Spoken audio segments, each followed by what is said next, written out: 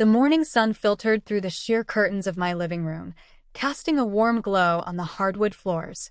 I sat cross-legged on the couch, a steaming cup of tea in my hands, trying to savor the quiet before the storm. My phone buzzed on the coffee table, breaking the silence. It was my mother. Again. I sighed, setting the tea down and picking up the phone. "Emily, we need to talk." Her voice was sharp, no nonsense. "Come over to the house." "Now." I hesitated, my stomach tightening. "Mom, I have a meeting with a client in an hour." "Can this wait?" "No, it can't," she snapped. "This is important. Family important." I rolled my eyes, knowing full well what family important meant. It usually involved some drama my brother Daniel had stirred up, or some new demand from my sister-in-law Rachel. But something in her tone made me pause. It wasn't just her usual irritation. There was an edge to it, something that made my skin prickle. "Fine," I said reluctantly. "I'll be there in 20. I grabbed my keys and headed out the door, my mind racing. What could be so urgent that it couldn't wait? I'd just seen them a few days ago at Sunday dinner, and everything had seemed normal. Well, as normal as things ever were in my family. When I pulled into the driveway of my parents' sprawling suburban home, I noticed Daniel's car was already there. Of course. Whatever this was, he was involved. I took a deep breath, steeling myself, and walked inside. The house was eerily quiet, the kind of quiet that made you feel like you were walking into a trap. My mother was sitting in her usual spot in the living room, her back straight, her hands folded neatly in her lap. My father was standing by the fireplace, his face unreadable. Daniel was pacing by the window, his usual nervous energy on full display. And Rachel was sitting on the couch, her hands resting on her barely there baby bump, looking like she'd rather be anywhere else. "Emily," my mother said, her voice cold and formal. "Sit down." I didn't move. "What's going on?" My mother exchanged a glance with my father, then with Daniel. It was Daniel who finally spoke. "We sold your apartment," he said, his voice flat, like he was announcing the weather. I blinked, sure I'd misheard him. "What?" "Your apartment," he repeated louder this time. "We sold it. To Rachel and me. We need the space now that the baby's coming." I felt like the floor had been ripped out from under me. My apartment. The one I'd lived in for the past 8 years. The one I'd poured my heart and soul into, renovating every inch of it. The one where I'd built my freelance design business from the ground up. The one where I'd nursed my grandmother through her final days. "You sold my apartment?" I repeated, my voice barely above a whisper. My mother nodded, her expression unreadable. "It's done. The papers were signed yesterday. You have 30 days to move out." I felt a surge of anger, hot and sharp, rising in my chest. "You can't do that. It's my home." My mother's lips tightened into a thin line. "Actually, it's not. Your father and I kept our names on the deed when you moved in. For tax purposes. It's technically ours to sell." I stared at her, my mind racing. This couldn't be happening. They couldn't just take my home away from me. Not like this. But I've been paying the mortgage," I stammered. "I've been paying for everything. The renovations, the utilities, the taxes. How can you just sell it out from under me?" My mother's expression didn't change. "You should have thought of that before you moved in. We kept our names on the deed for a reason. And now we've decided it's time to sell. Rachel and Daniel need the space more than you do." I felt like I'd been punched in the gut. I looked at Daniel, who was avoiding my eyes, and then at Rachel, who looked like she wanted to disappear into the couch. "You knew about this?" I asked her, my voice shaking. Rachel flinched. I didn't know it was your apartment. Daniel said it was a family property. I thought it was just sitting empty." I turned back to my mother, my anger boiling over. "You're giving my apartment to them? To Daniel? After everything I've done for this family? After everything I've sacrificed?" My mother's eyes narrowed. "Don't be dramatic, Emily. You've always been so selfish. Daniel and Rachel are starting a family. They need the space. You're always traveling for work anyway. You barely even live there." I felt tears prick at the corners of my eyes, but I refused to let them fall. I wouldn't give her the satisfaction. Instead, I took a deep breath, forcing myself to stay calm. "You're wrong," I said, my voice steady. "I do live there. It's my home. And you can't just take it away from me."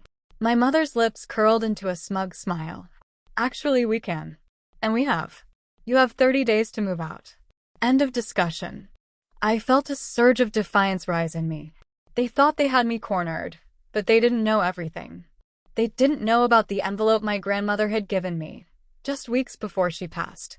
The one she'd told me to keep safe, to only open if I ever needed it. I turned on my heel and walked out of the room, ignoring my mother's sharp voice calling after me. I needed to get home. I needed to see what was in that envelope. When I got back to my apartment, I went straight to my office and pulled the envelope out of the bottom drawer of my desk. My hands were shaking as I opened it, pulling out the stack of papers inside. There were legal documents, deeds, and a letter from my grandmother. I unfolded the letter first, my heart pounding as I read her words.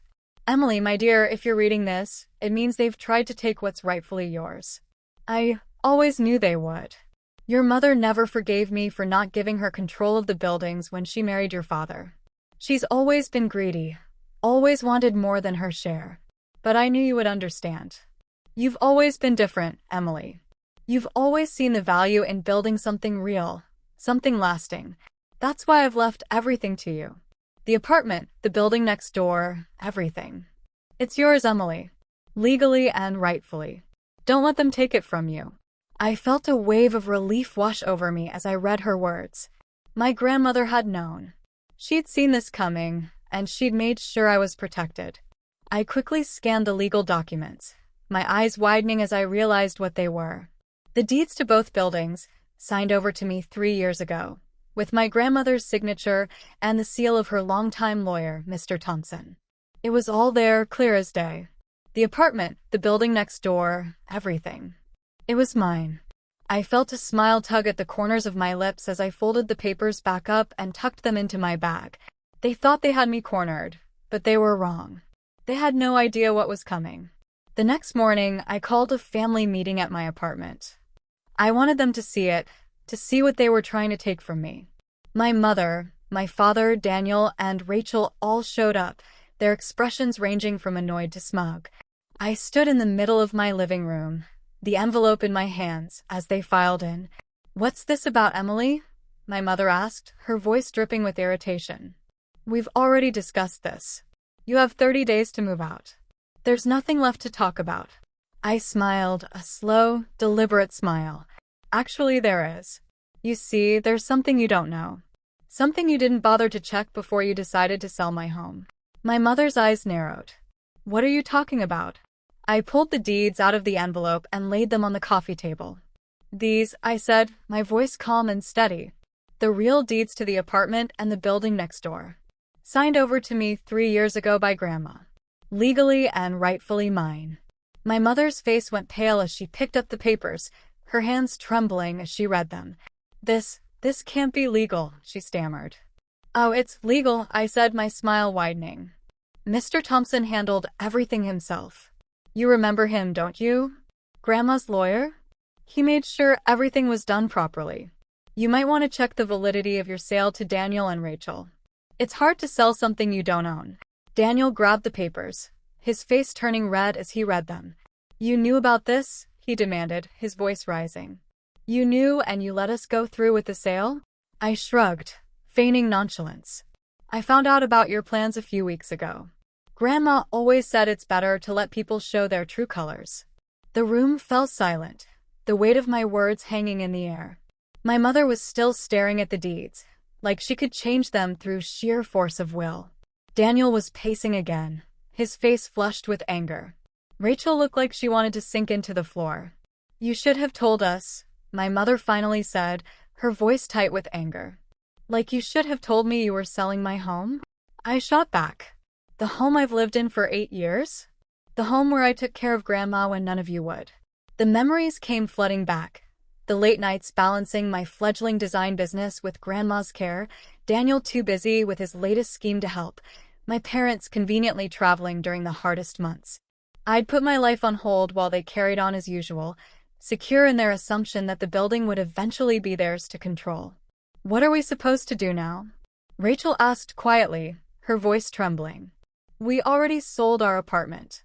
I felt a twinge of sympathy for her. Rachel had always been caught in the middle of my family's dynamics, trying to please everyone. But I couldn't let that sway me. The building next door has a vacant unit, I said, my voice firm. Same layout as this one. You can rent it. At market rate. Daniel exploded. Rent. From my own sister. I raised an eyebrow. Would you prefer to find something else in the neighborhood? I hear the new luxury building down the street has openings. Of course, their 2 bedrooms start at twice what I'm offering. My mother stood up suddenly, gathering her papers with shaking hands. This isn't over, she said, but her voice lacked conviction. It is over, I said, my voice steady. The buildings are mine. Grandma made sure of that. Now, if you'll excuse me, I have a meeting with my property manager to discuss some updates to the security system. I watched them file out, noting how Daniel wouldn't meet my eyes, how Rachel lingered for a moment like she wanted to say something before following them. My mother was last, pausing in the doorway.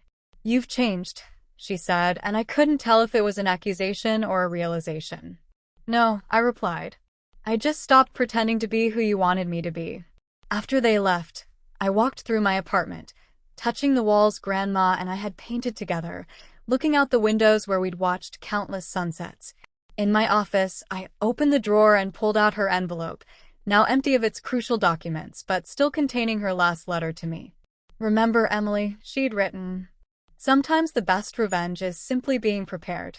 And sometimes, the greatest gift we can give is letting people face the consequences of their own actions.